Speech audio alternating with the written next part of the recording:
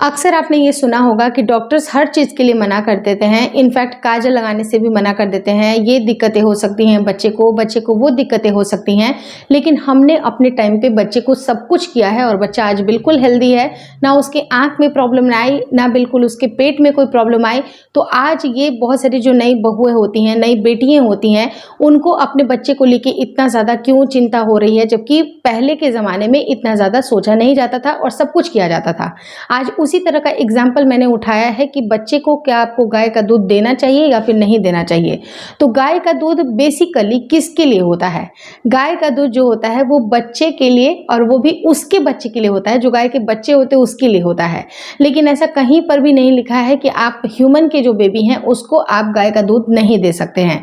लेकिन डिफरेंस सिर्फ आपको समझने की ये ज़रूरत है। मैं मानती हूँ कि बच्चों को पहले दिया जाता था, क्योंकि वहाँ पर पहले के ज़माने में और आज की गायों के रख रखाव में काफ़ी ज़्यादा डिफरेंस है। पहले होता क्या था कि आपके आसपास फैमिली मेंबर के जैसा, इनफैक्ट उनको ज़्यादा प्यार मोहब्बत दिया जाता था। जो जानवर होते थे उनको अपने फैमिली मेंबर जैसा प्यार किया जाता था। उनके खाने में भी जो प्योरिटी होती थी वो काफ़ी ज़्यादा अच्छी हुआ करती थी। यानी कि किसी भी तरह का फर्टिलाइज़र जैसी चीज़ें या फिर केमिकल जैसी चीज़ें, यानी कि कुछ ऐसी आपने फूड आइटम दे दी जिसके अंदर बहुत ज़्यादा प्रिजर्वेटिव है, या फिर कुछ ऐसी केमिकल वाली चीज़ें, या फिर आज आपने देख रखा होगा कि गौशाला में इंजेक्शंस लगा लगा के बहुत ज़्यादा मिल्क का प्रोडक्शन किया जा रहा है। लेकिन पहले जो दूध हुआ करता था वो बिल्कुल शुद्ध होता था, जो कि गाय के बछड़े के लिए भी होता था और बाकी परिवार वालों के लिए भी होता था। तो वो दूध कभी पर भी नुकसान नहीं करेगा, क्योंकि वहाँ पर इमोशंस भी जुड़े होते थे। आज जो क्रुएल्टी आप देख रहे हैं वो बिल्कुल डिफरेंट सिनेरियो है, जो कि आपके नवजात शिशु के लिए बिल्कुल अच्छा नहीं है। अब रहा सवाल ये होता है कि नवजात शिशु को अगर माँ का दूध नहीं मिल पाए तो क्या इस केस में हम नहीं दे सकते हैं? तो देखिए, ऐसा माना जाता है, ऐसा सही बताया जाता है आपको कि जो गाय का दूध होता है वो एग्जैक्टली गाय के बच्चे के लिए होता है, जो कि सही भी है। लेकिन आजकल के सिनेरियो में इनफैक्ट बड़े लोगों को भी गाय का दूध कुछ हद तक नुकसान भी कर सकता है, क्योंकि पहले आपने ये कभी नहीं सुना होगा कि दूध पीने से अपच हो गई, दूध पीने से परेशानी हो गई। लेकिन आपने अब हमेशा से ये सुन रहे हैं कि दूध हमें हेवी कर रहा है, दूध से एसिडिटी हो रही है। वो इन वजह से होती है क्योंकि बहुत ज़्यादा केमिकल का इस्तेमाल किया जा रहा है। तो नवजात शिशु के लिए तो ये बिल्कुल सही नहीं है। नवजात शिशु के लिए माँ का दूध सर्वोत्तम है। अगर वो अवेलेबल नहीं है किसी भी कारण से, अगर वो अवेलेबल नहीं है तो उसके लिए फॉर्मूला मिल्क बनाई जाती है। बहुत अच्छी तरह से उसको प्रोसेस करके बनाया जाता है और उसको उसी हिसाब से डिज़ाइन किया जाता है जो कि बच्चे के डाइजेशन के लिए सूट करे।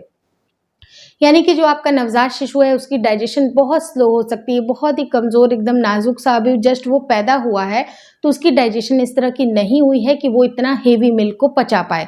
तो उसके लिए बहुत ही लाइट फॉर्मूला मिल्क का इस्तेमाल किया जाता है, जो कि डॉक्टर आपको प्रिस्क्राइब करते हैं। मार्केट में बहुत सारी चीज़ें अवेलेबल होती हैं जो कि उस हिसाब से डिज़ाइन की जाती हैं।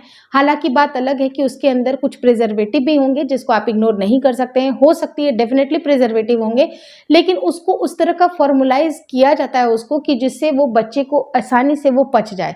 क्योंकि बहुत सारे ब्रांड्स अवेलेबल हैं नवजात शिशु के लिए, थोड़ा सा चीज़ें बहुत ही ईज़िली डाइजेस्टेबल मिल्क का इस्तेमाल हो रहा है। फिर 6 महीने का जब बच्चा हो जाए तो उस टाइम पे थोड़ा अलग मिल्क का इस्तेमाल होगा, उससे बड़े बच्चे के लिए अलग मिल्क का इस्तेमाल होगा। तो आपने देख रखा होगा कि अलग-अलग ब्रांड्स और उनके कॉम्पोजिशन भी अलग-अलग होते हैं और उनको सिर्फ बच्चे के लिए ही डिज़ाइन किया जाता है। लेकिन अब रहा सवाल कि जब 6 मंथ का बेबी हो जाएगा तो क्या तब भी हम बच्चे को नहीं स्टार्ट कर सकते हैं काऊ मिल्क?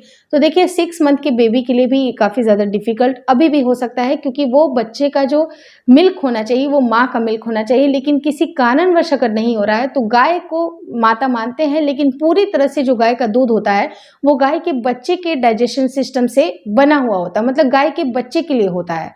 वो आप अपने बच्चे के ऊपर अप्लाई ना करें। लेकिन जब बच्चा 1 साल 1.5 साल से ऊपर हो जाता है तब आप हल्की-हल्की क्वांटिटी में थोड़ा सा पानी मिलाकर भी आप बच्चे को मिल्क दे सकते हैं। काऊ का मिल्क उस टाइम पे परमिसिबल है, क्योंकि वहाँ पर आपके बच्चे को जो इम्यून सिस्टम होती है वो थोड़ी-सी ग्रो अप हो जाती है, वो बच्चा को किसी तरह की एलर्जी ना होने के चांसेस बनते हैं।